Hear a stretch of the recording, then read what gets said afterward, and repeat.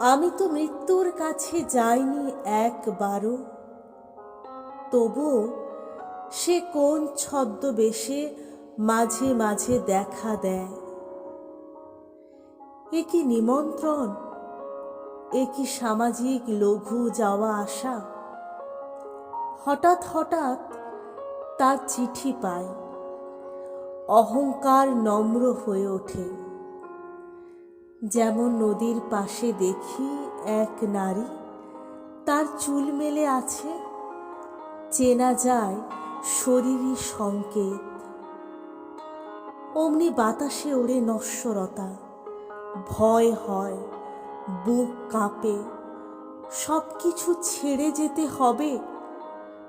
যখনই সুন্দর কিছু দেখি, যেমন ভোরের বৃষ্টি অথবা অলিন্দে লঘু পাপ, অথবা স্নেহের মতো শব্দহীন ফুল ফুটে থাকে, দেখি মৃত্যু, দেখি সেই চিঠির লেখক। অহংকার নম্র হয়ে আসে, ভয় হয়, বুক কাঁপে, সব কিছু ছেড়ে যেতে হবে।